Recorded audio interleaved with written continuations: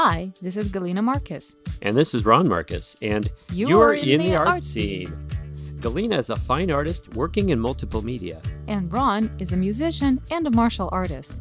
Together we're seeking the answers to these fundamental questions: how to enjoy being an artist, and how to succeed as an artist. We'll be probing the psyches and harvesting the wisdom of practitioners of all kinds of art: painting, sculpting, writing, photography, cinema, performing arts, music, martial arts, healing arts, and even science and technology, wherever human creativity is being expressed and applied to help make the world a better, happier place. We are talking today with B. Gold, who is an incredible artist and my mentor and my very special friend in the art world. I love her to death, and I'm so happy that we have met. And we just have a lot of questions to be, because her life has been an amazing art journey. And she's got so many stories that she's putting in her books as well as her art. You have told me so many stories about your life, and some stories that stood out for me the most is how you were studying art, and then after you graduated, what you have done for your career. You're talking about my childhood?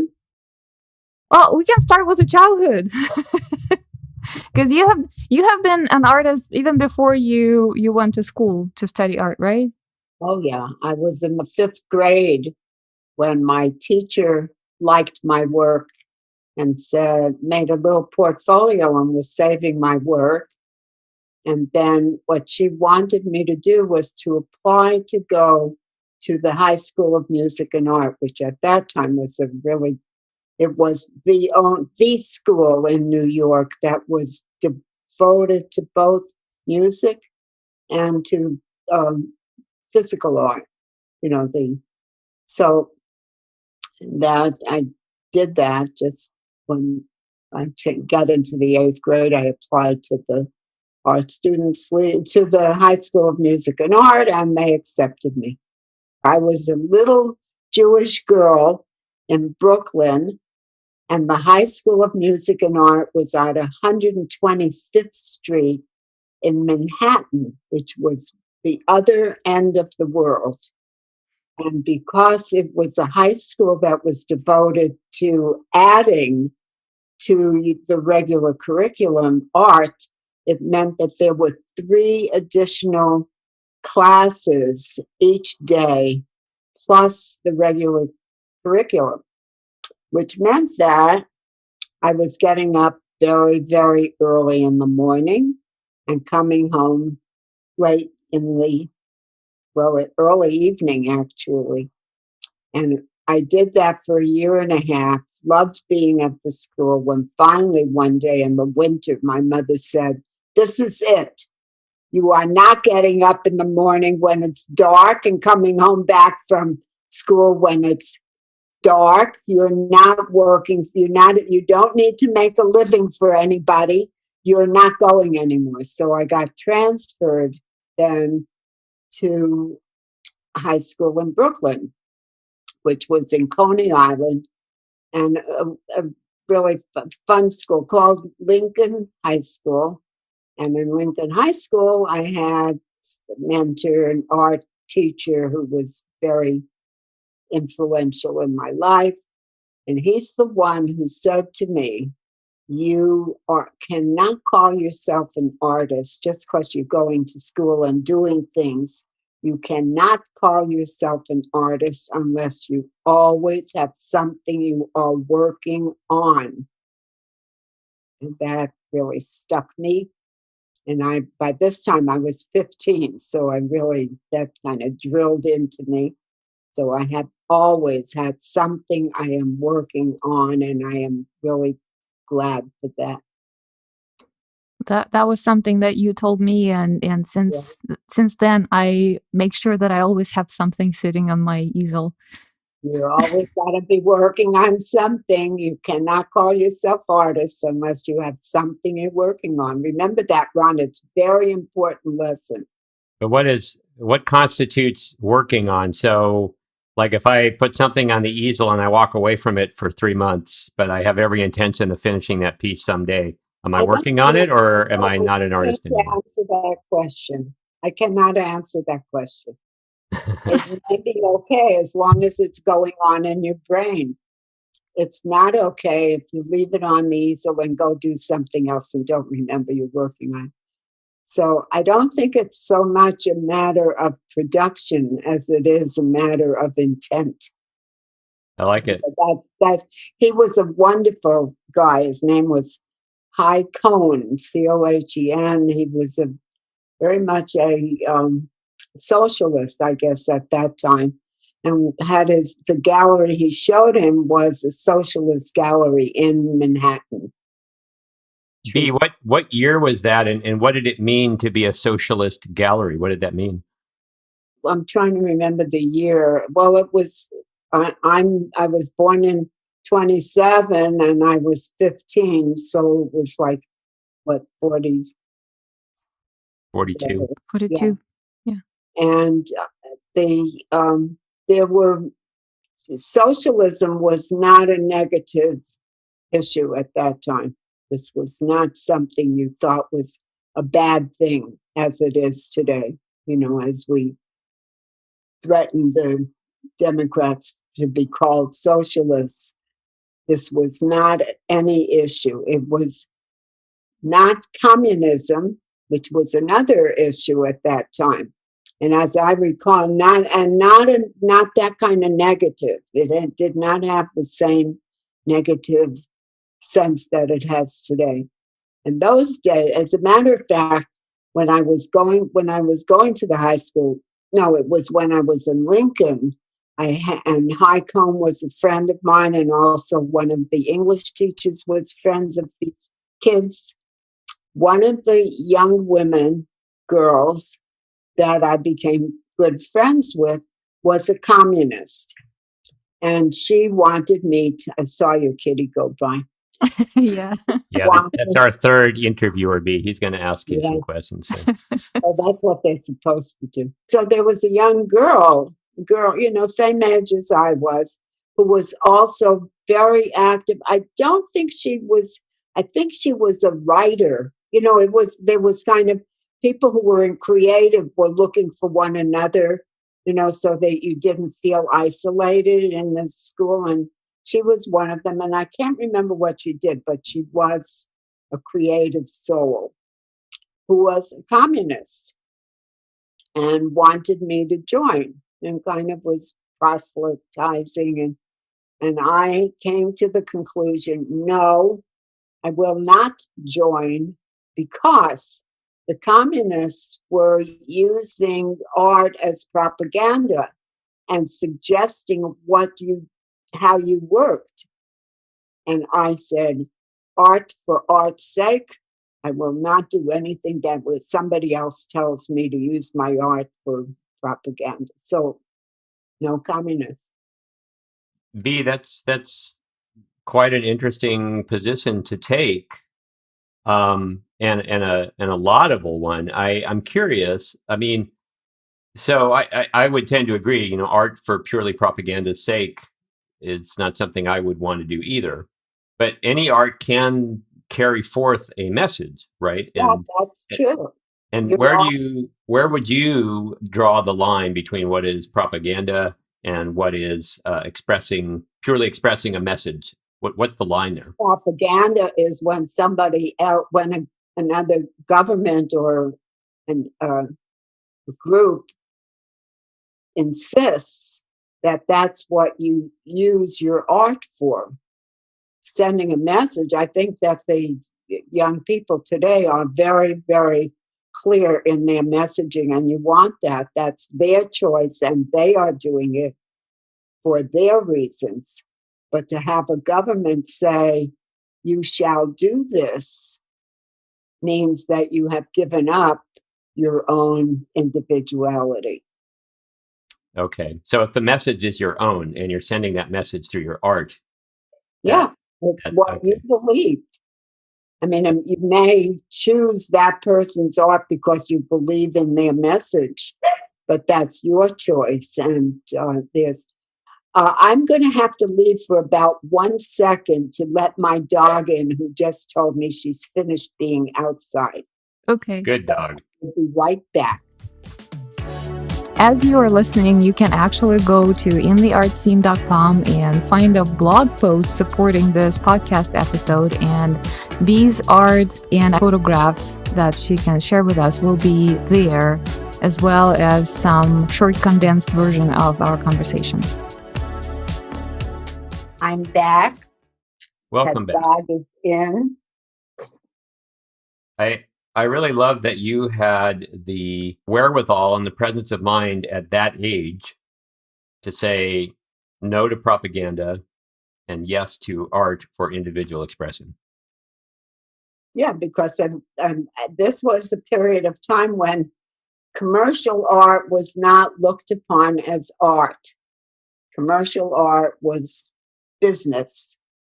And so I'm talking about being a part of an art world where people's thinking were not just their own, they were part of the group. Now, this is a little later. After I left the High School of Music and Art and went to Lincoln, I had a friend who took me to the Art Students League. And this is another little story on the side. She brought me to the Art Students League, and I walked up the staircase with her while she's telling me all about the school. And I walked up the staircase with her, and we came past a paint. I'm going to call it a modern painting. I don't think it was an abstract. I think it was just not realistic, whatever it was.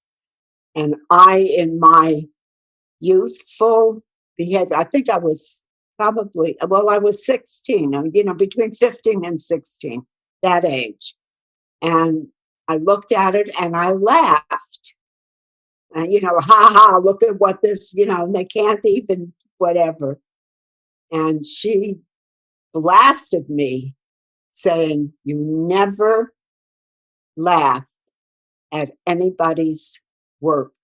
You are ignorant. You do not know what," she just really blasted me. "You are ignorant. You don't know what you're laughing at." And I never did, ever, ever again. I always figured out how to tell them it was okay. So that was part of it, the whole issue of who you are and what art means and so on and so forth. So art for art's sake became the issue. So at any rate, then I was 16, I got a scholarship to the Art Students League. We were a poor family and never would have paid to go to school, to art school. My mother hated my doing art anyway. It was my mother called my work majgaras, which are, do you know that word, Ron? I don't, but it sounds like something Yiddish my grandmother would have said. Yeah. Well, my mother said it. Okay. So your grandmother was me. My mother hated my doing art. She just hated it. But I did it anyway. So, what's that Yiddish word means? Majgaras is like devils. It's like, evil creatures. Because I've always painted people, and the people were not realistic people. And my mother thought that was pretty awful. So that was Majgaras.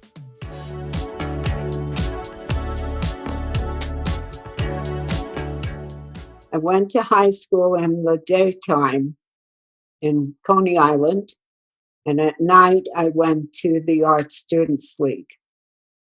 The Art Students League worked they had 3 classes a day.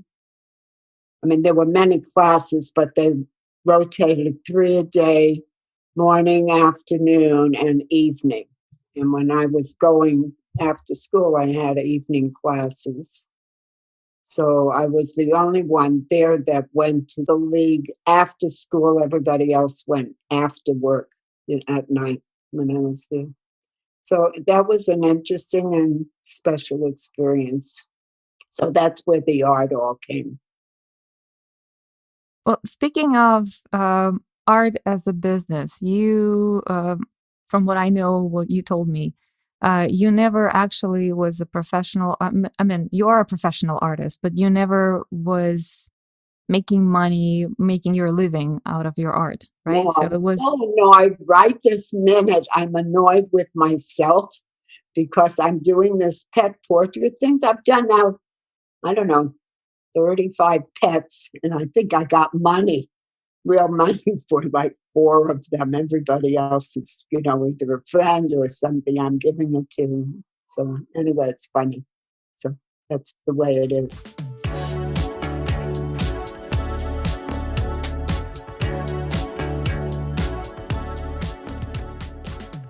So what did you do to make a living? After we were married, before that, when I was still in New York, I made money painting buttons. My best job was painting fingernails on dummy arms. Fingernails. So wait, you said you painted buttons. What kind of buttons? Plastic buttons for the finger huts. We used to call them fuck fingers. Fuck fingers. What does that mean? It meant whatever. It was all the young art. The reason we got to be able to paint buttons was because we were art students. All the art students, all the kids that were from the Art Students League or other places were able to get these terrible jobs. Do you mean like buttons that people pinned to their clothes or buttons that were for closing your clothes? Buttons for clothing. Okay. That you sat in, and it was a factory, basically. And there were a lot of young artists that sat at tables with trays of buttons and little brushes and little plastic paint that you painted on the buttons. So someone could own like the one was my fingernail ones. That was the best of the job. I had a few little fun jobs how I made money. That one was also a factory, and I was hired as the artist in residence who painted the fingernails on the dummy hands and also put a piece of felt at the bottom and cut around it. Well, because it was such a menial task, I was able to read while I worked. So I would get library books and sit and read and paint. I had to look at the nails, but I didn't have to look at this point. So, and the factory was full of men. I was the only girl in the factory. I was the only woman in the factory. All the men used to come and stand and stare at me and shake their head because who reads when they're working? Would be sitting there with a book and doing. Anyway, that was one job I really. Then I drove an elevator in a hotel. I've forgotten the name of the hotel now, near Central Park. Anyway, big hotel. I drove the elevator, which in those days had an arm thing. You move the floors with your arm. Very fancy jobs I had. Well, you actually later on, when you were in the league, later, you did have a fancy job. Yeah. Later, after I had kids and so on, then I was a teacher, director of a co-op nursery school, where I had been a parent for 4 years before that. So then got that job. When the director left, they asked me to take the job and so on. So I had that job. And one of the fun things about that job, I was there for 4 years or 8 years or whatever length of time. And then Scott, my kid, was 2.5, and they used to take children in at 3, but because I was the director, they allowed me to bring him in when he was 2.5. So he spent 2 years in school with me before I left to take a job with the education department with the school district. And it was a job with kids with handicaps, which was really a special, wonderful job. So I became a teacher there, was there for 3 or 4 years, and then took a leave and worked at the Blind Children's Center. And where else did I? Oh, and at Northridge, the university, which was where Northridge, and I had a preschool program there, and came back to the district. And then when I came back as a coordinator for early childhood, which is my favorite, only favorite. And then worked with kids with disabilities, families, and did training and so on.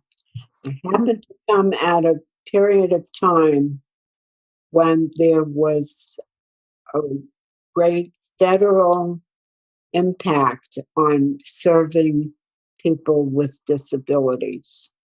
And there's still, well, there was just I think it was 50 years, some weird number like that, 50 years since the Handicap for All was passed. And I was just happened to be at that period of time when I was working. And so I was very much involved in that particular case. So, Well, you're being very humble, but I know that you actually founded a great nonprofit who was helping children with so I disabilities. was there. You want the rest? So then I was in the district. I worked for LAUSD for 10 years after.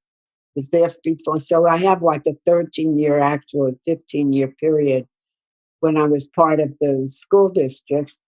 And then I left the district because there were restrictions put on me that I was not happy about, very similar to the art discussion. But this had to do with working with kids and families and teachers. Because at that time, what I was doing was a lot of training for teachers around working with young kids with disabilities. And I did not like the restrictions. And so I left. I did a pretty sneaky thing at that time, which was wonderful. By that time, I had 13 contracts working with different groups on different things. And so when I left, I took I don't know, maybe 4 contracts with me where the people giving the contracts were willing to follow me out. And I had a contract with the Head Start program, and they had given us a lot of furniture and equipment to use with the school district. And when I left, I took that project with me, and I took all the furniture and the equipment and I put it in storage. I got a storage unit, moved all the furniture to that, and left. And we left for my house. There were 9 people left with me, left the district with me to my house. And that's where the nonprofit started. And how many years ago did you leave the nonprofit, and is it still active? Well, I'm still active as a past founder, but I don't work with them. They're very big now. They have many, many, many dollars and many people they serve. They don't serve kids with disabilities now, except for one program that they have. Mostly they're doing childcare and, for working people. What's the name of the nonprofit? Today it's called Pathways. It's in LA. It's a big program. What an incredible legacy. It's just unbelievable. And we will put the link to that nonprofit in the notes to this episode. of a podcast.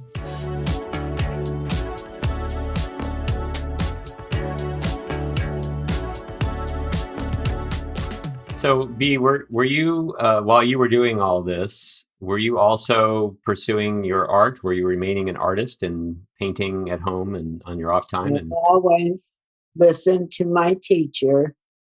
I always had something going. There was never a time when I didn't, but I had kids, so I used to, I was having children, so I used to paint when they took a nap, or whatever. Anyway, I did that. I'm trying to remember when, in 2000 is when I always did woodcuts. That was the other thing that I really loved doing, but they were black and white woodcuts. And then in 2000, I got involved with a group that's called the Baron, where it was the beginning of interest in the Japanese method of woodcuts. So I got involved with that. what's your favorite thing to paint?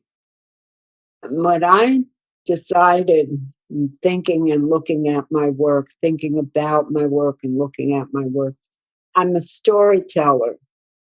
So whatever I do in terms of painting, it's a story. It's a story of family. It's a story of people. It's always a story. So now I'm doing stories about animals. It's really fun. So when you tell a story about animals in a particular painting, what do you try to capture? What do you try to share with the viewer? What I'm trying to capture now is what the person who asked me to paint the picture feels like. I love your kitties, for example. They are just Yeah. That's hanging in our living room, by the way. We love that picture. They're smashing kids. I mean, they are adorable. They are adorable. This one is my third dead animal. I love the idea. It makes people happy.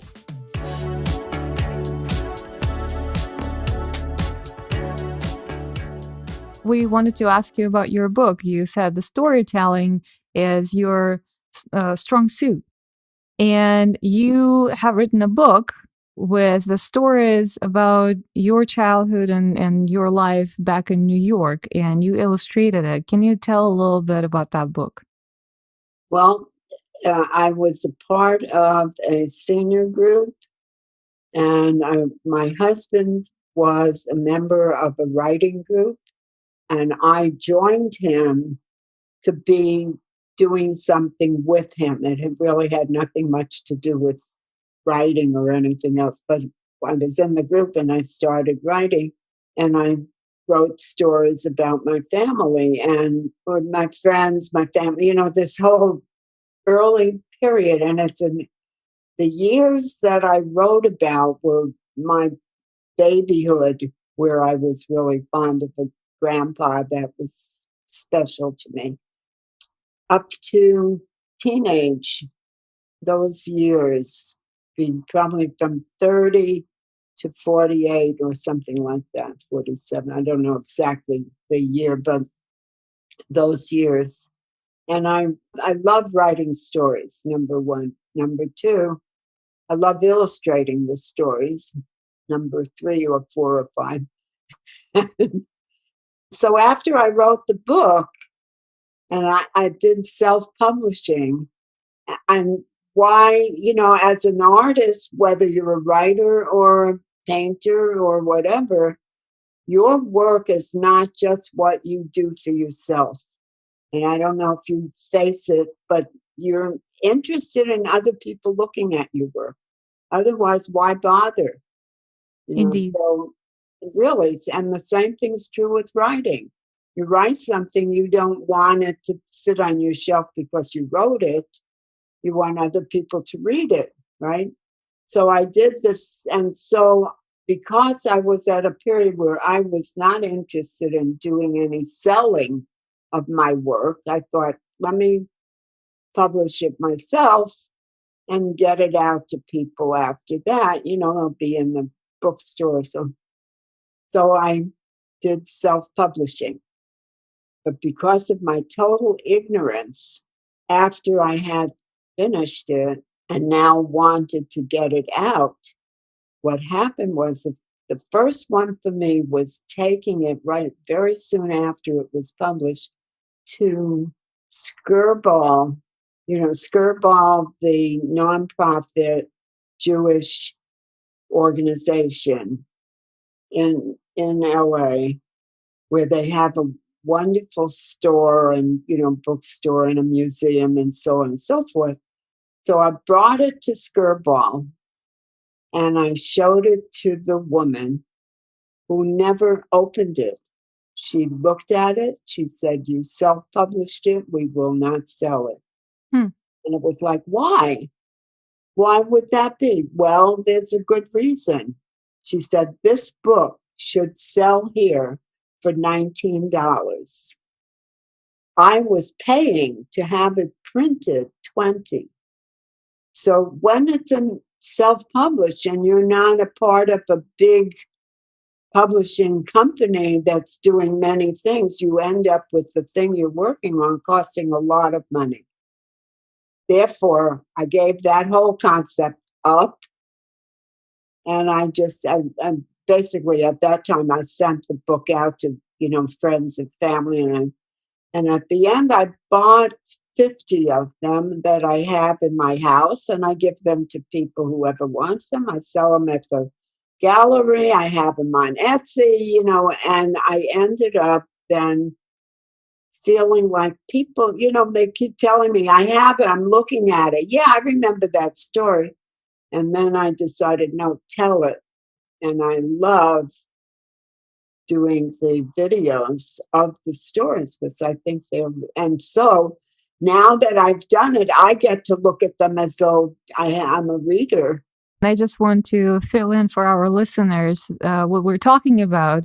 After B wrote the book and we met at the gallery in Encinitas, California, she asked me to help her with promotion of the book. And I think your goal was to promote the woodcut prints that you have on hand, right?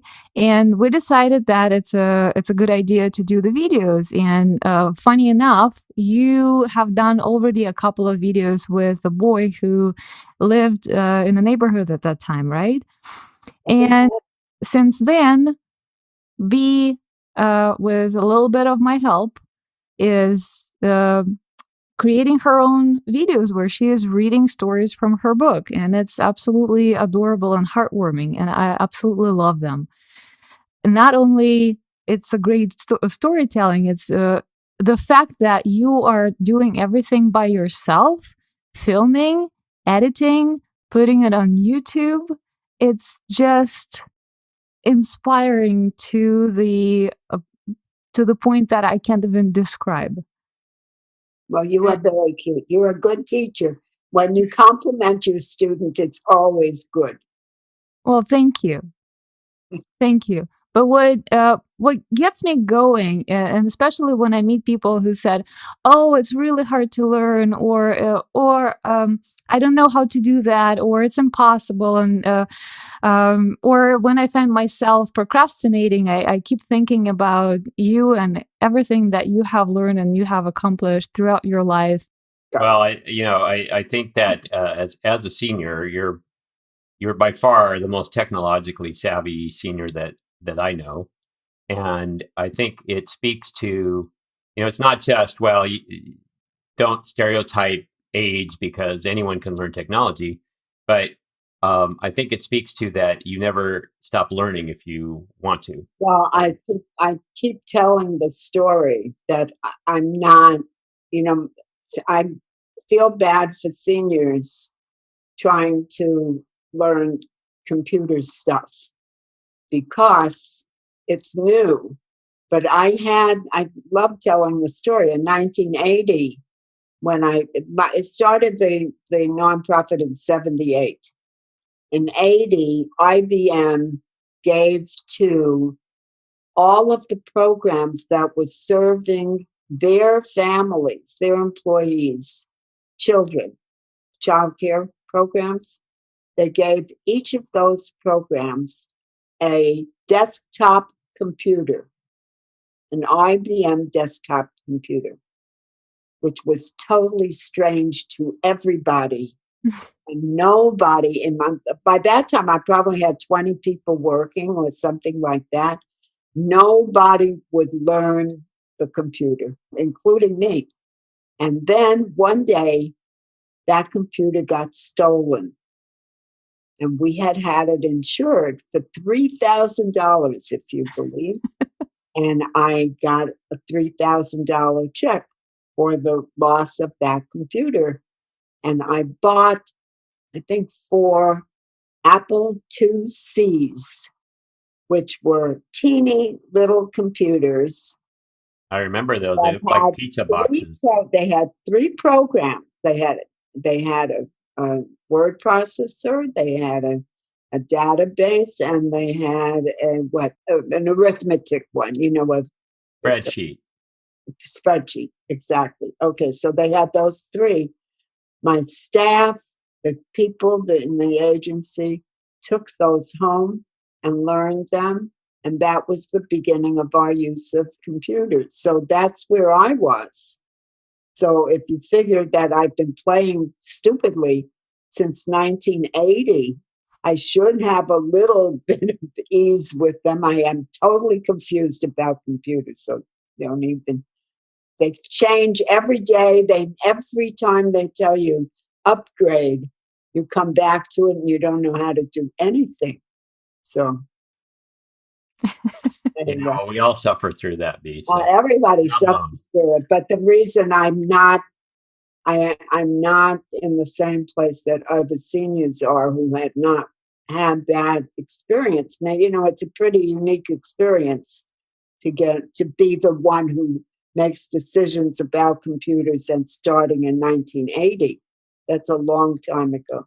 Well, that IBM computer that you had was brand new at the time. I mean, IBM had just come out with a computer at that time. Right. There was no it was DOS. Yeah. DOS. Yep. On the cutting edge. You couldn't figure out what it was telling you to do. No. I remember I learned how to program a little bit in DOS too in high school. Mm-hmm. So you were on the cutting edge. That was like cutting edge technology when you had it. Right, exactly. Oh, absolutely. And that's what I keep talking about, being fortunate to be alive and working at very specific times in evolution. Working with kids with disabilities was an amazing period of time, just absolutely amazing, where people came out, demanding rights, and it changed the world. We didn't have curb cuts. Curb cuts? You don't know what curb cuts. There you are. You pass by it. The curbs, streets, sidewalks, curbs, or have this thing, if you were in a wheelchair, can you go from one street to the next? Curb cuts came because of demands that were made, and the street corners now all over the world slope down so a wheelchair can go from one street to the next. That was demand and respect, and they got it. And that was the period of time that I was working in. So, it's interesting because when you pass it and you don't even notice it, I mean, that's a big deal. Can you imagine not ever being able to go from one street to the next at all, anywhere? You know how people got around in wheelchairs if they could drive them in the street? They had to go into the street in order to go from one place to another and get to a place where a car went into a garage or into, you know what I'm saying? So that's the place they could get back up on the sidewalk. Otherwise, there was no way. I had no idea. I mean, that is a pretty fancy thing. The other thing, to live through that and to watch changes that can occur through demands that are made are really important.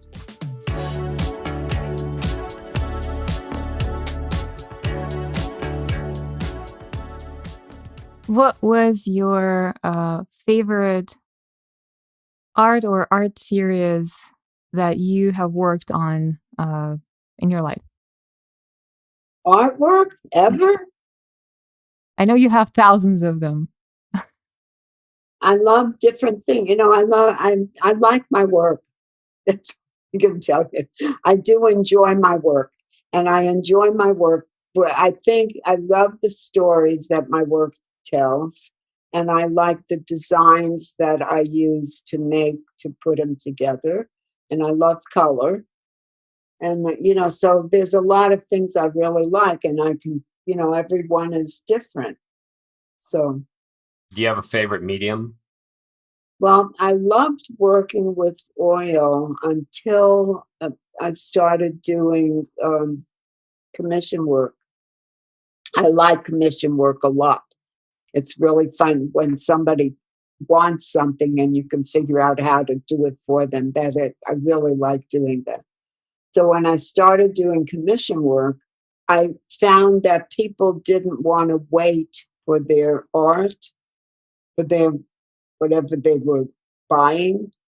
And so I switched from oil to acrylic.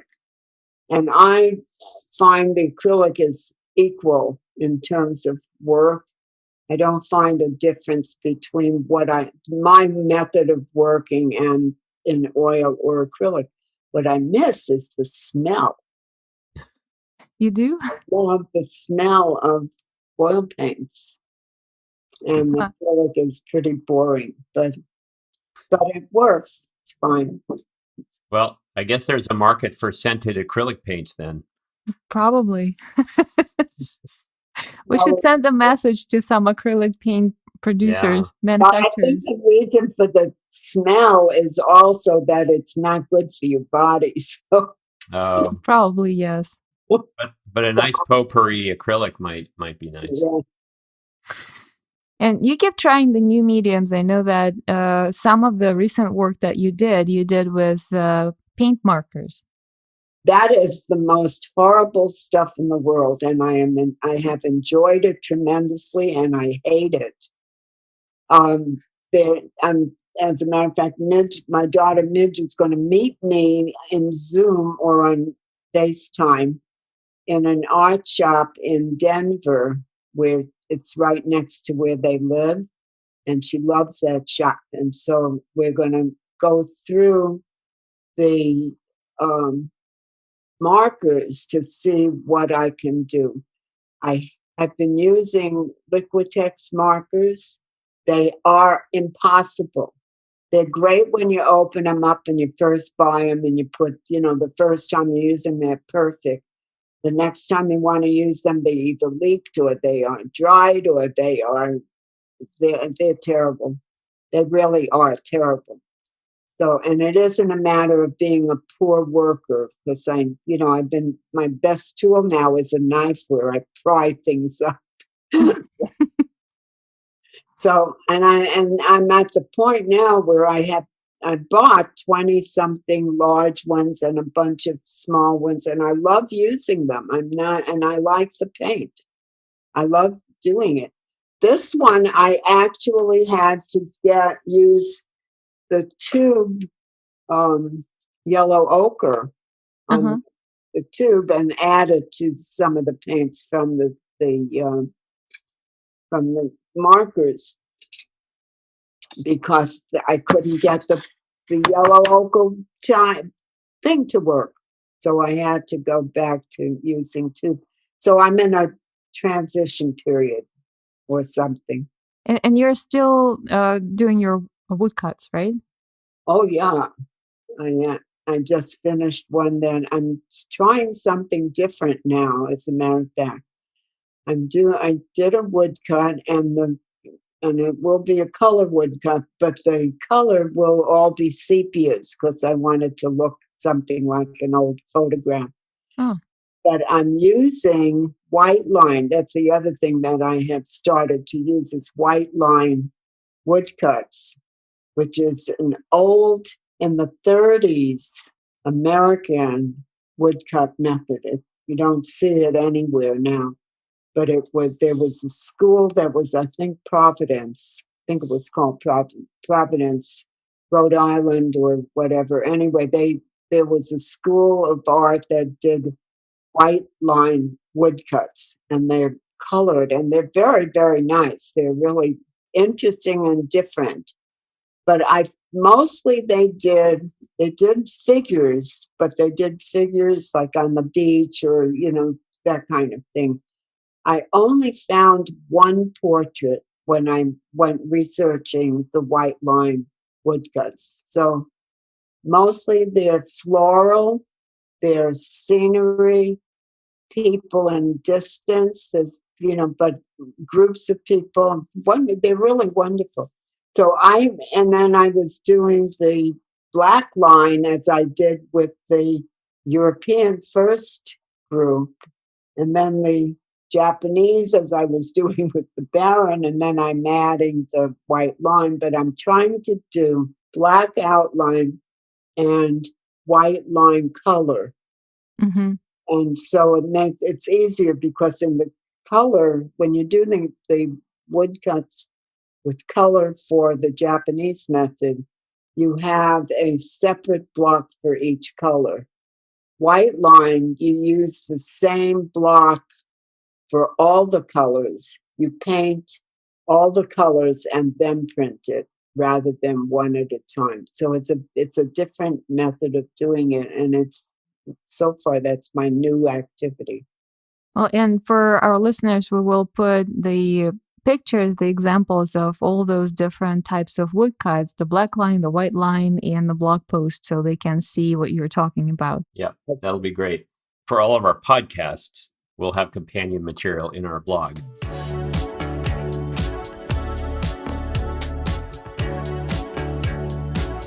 Tell us where to find you online, because you have such a presence. Well, media. My favorite is YouTube, and that's B. Gold Artists. That's where all the stories are, all the book stories. And you have Etsy shop too, right? And Etsy, it's different. Oh, we'll put the link in the show notes. Prints. We'll get the right link in there. Somebody just came to my door. Well, now it's time for us to wrap up. You have visitors. Well, so there's so much more we could talk about, and we will revisit you again for a follow-up. Okay. Thank you so much for doing this interview with us. It means, for me personally, it means a lot. Yeah, Lena, I told you are a wonderful teacher, and it's very nice when you compliment your students. It's a perfect ending. Goodbye. So that's it, huh? I adore this woman. Let's not mess around with extra words. Bea, this was a pleasure. Thank you so much for speaking. Thank you. And I have really been wanting to meet you a little better, Ron. So this was good. This was a start. Yeah. It's a start. We'll have more conversation, and hopefully in person in the not distant future. Yeah. When the COVID is over, you come for dinner or something. Yes, we will. Long overdue. Okay. Okay. Bye. Thank you. Bye, Bea. Bye.